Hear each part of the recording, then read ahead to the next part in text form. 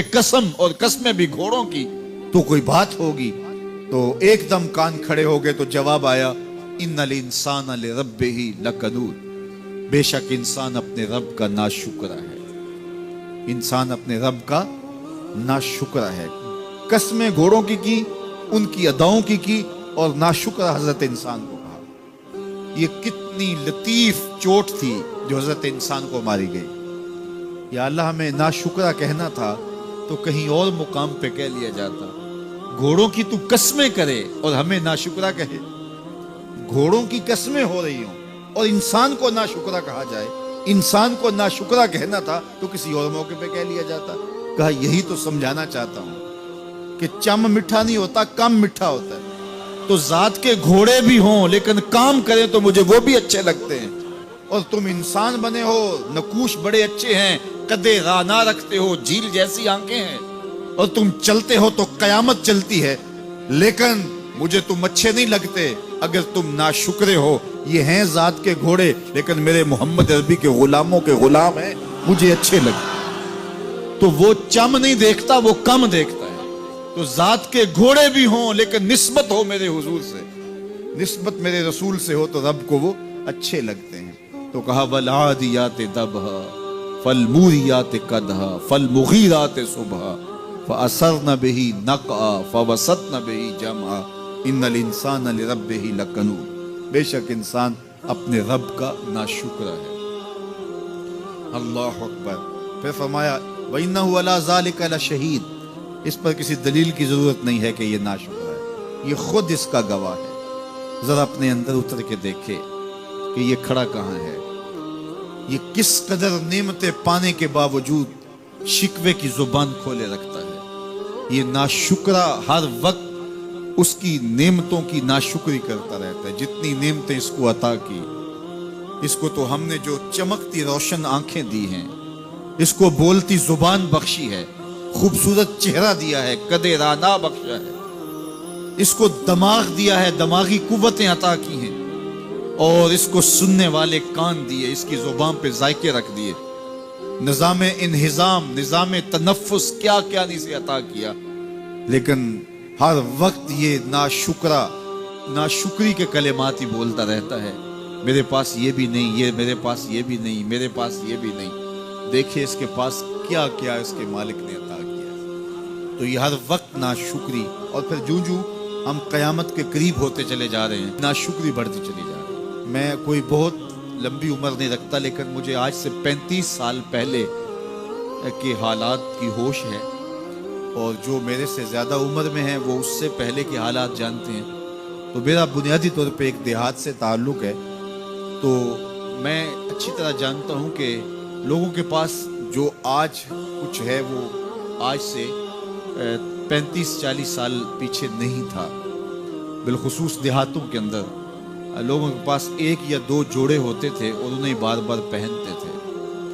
किसी शादी या ब्याह के मौके पर जाना होता तो बाज़ किसी से वो लिबास या जूते मांग के लेके जाते। मुझे अच्छी तरह याद है कि उस ज़माने में लोग अपने कंधे पर एक कपड़ा रखा करते थे, और शादी पर अगर किसी ने जाना होता तो जिसका कपड़ा बहुत अच्छा होता तो उससे वो मांग लिया करते थे कि मैंने ज़रा शादी पे जाना है। बड़े भाई के जूते पहन लिया करते थे, और इसी तरह गुजर होता था। कभी कोई शिकवा ज़ुबान में पैदा नहीं हुआ था, और लोगों के शिकस्ता से कच्चे घर होते थे, और घर के सहन में एक दरख्त होता था, दोपहर वहाँ काट लेते थे।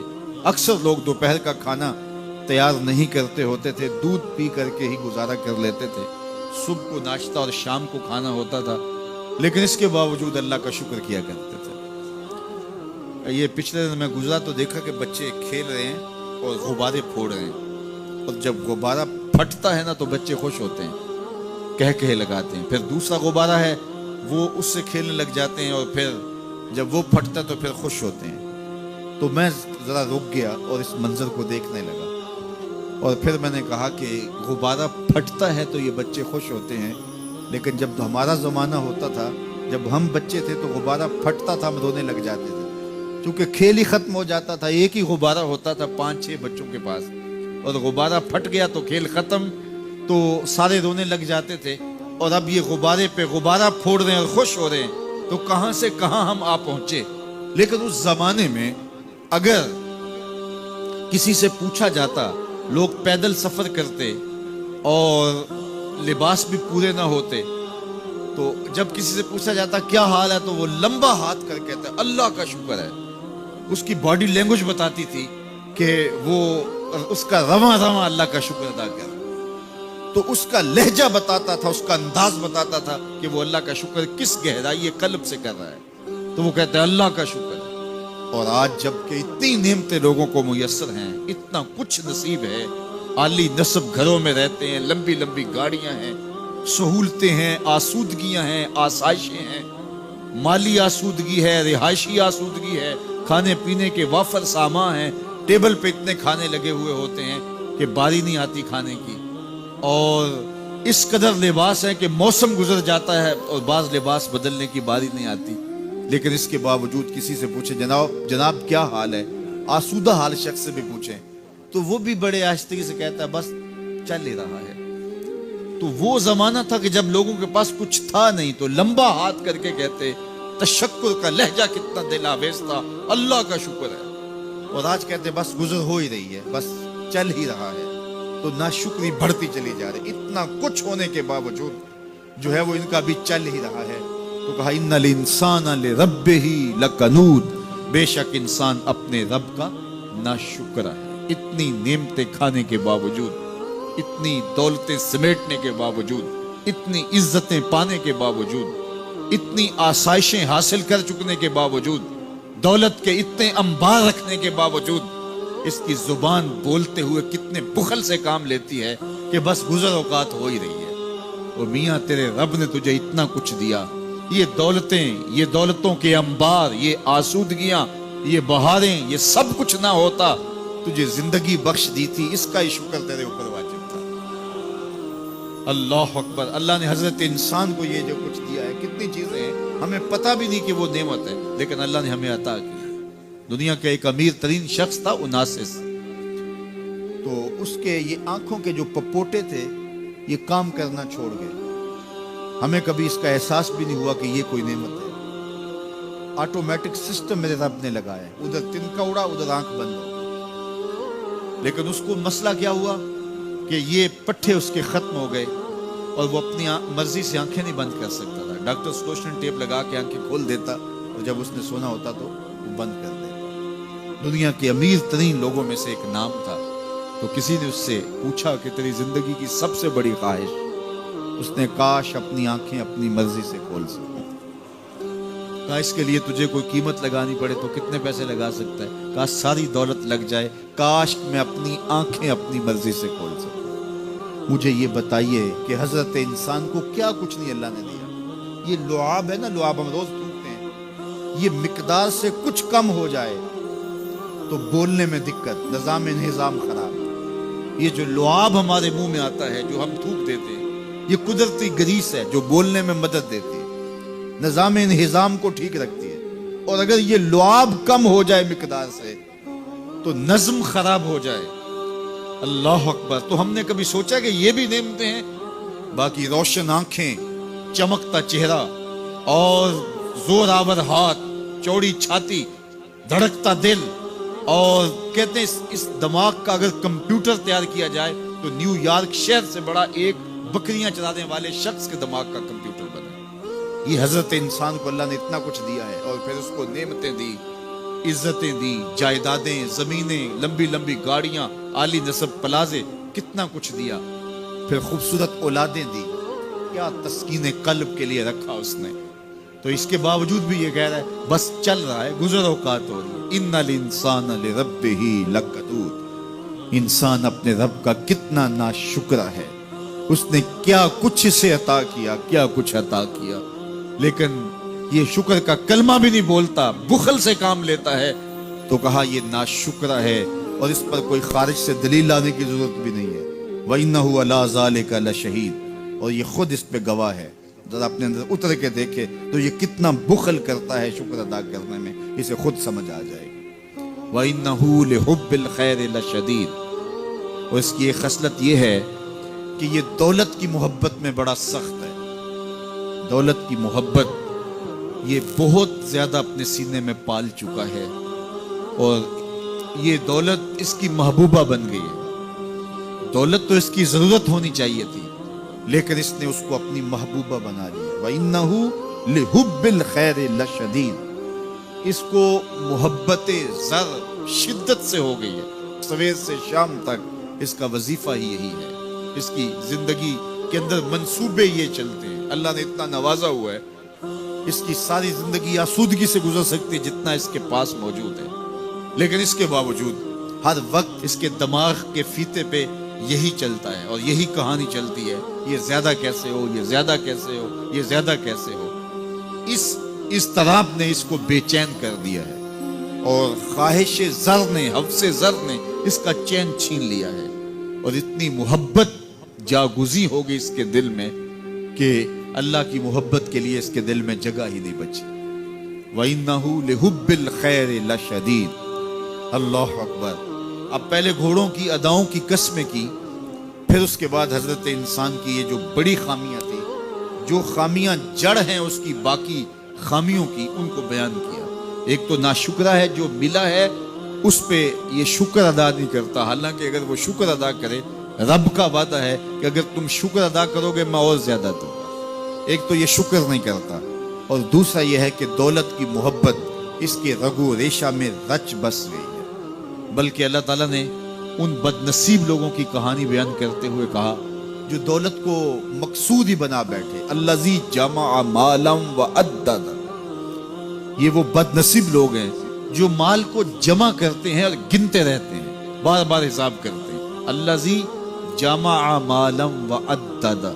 مال کو جمع کیا, وعدد, اور بار بار اس کو گنتے رہے. اتنے ہو گئے, اب اتنے ہو گئے. اللہ کلا لینبذن فی الحطام. پہلے شرف میں الذی جمع مالا وعدد یحسب ان مالہ اخلد. یہ گمان کرتے ہیں کہ ہمارا مال ہمیں لافانی کر دے گا, مال کی کثرت سے ہم محفوظ ہو جائیں گے اور ہمارا کچھ نہیں بگڑے گا. دولت اتنی ہوگی تو ہم ہر طرح سے حفاظتوں کے ساتھ میں آ جائیں گے, ہمارا مال ہمیں لافانی کر دے گا. یحسب ان مالہ اخلد. اللہ تعالیٰ نے فرمایا کلا, ایسا ہرگز نہیں ہے, یہ تمہاری بھول ہے کہ مال تمہیں لافانی کر دے گا, مال تمہیں مرنے نہیں دے گا, مال تمہیں محفوظ کر دے گا. کلا, ایسا ہرگز نہیں ہے, بلکہ کیا ہے, لینبذن فی الحطام. ہم تمہیں پکڑ کے آگ میں ڈال دیں گے. لینبذن کے لفظ پہ اگر غور کیا جائے تو عربی میں جب ان کا جوتا پرانا ہو جاتا تو پرانا جوتا جب پہننے کے بھی قابل نہ رہتا تو اس کو اتار کے ایسے حقارت سے پہنتے اور اس کے لیے لفظ استعمال کرتے نبذت النال. میں نے جوتا پھینک دیا. وہ جوتا جو پاؤں میں ڈالنے کے بھی قابل نہ رہے اور اتنا پرانا ہو جائے کہ اس کو اب جو ہے وہ مزید مرمت بھی نہ کروانا ممکن ہو, تو اس کو پھر پھینکا جاتا ہے اور پھر اس کو وہ حقارت سے پھینکتے ہیں, اور وہ جوتا چلتے ہوئے تنگ کرتا ہے تو پھر اس کو اتار کے حقارت سے رب پھینک دیتے ہیں. تو اس کے لیے لفظ بولتے ہیں نبذت النال, میں نے جوتا پھینک دیا.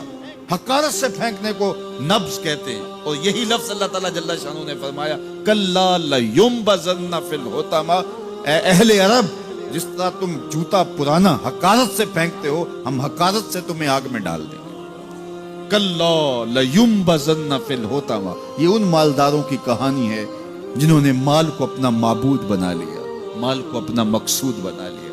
مال مال مال, ہر قدر پامال کر دی, ہر قدر کی قربانی دے دی مال کے بدلے, اور مال ہی ان کا مقصود بن گیا. اور یہ سمجھے کہ یہ مال جو ہے وہ ان کو لافانی کر دے گا, ان کو مرنے نہیں دے گا, ان کے لیے حفاظتی حصار بن جائے گا.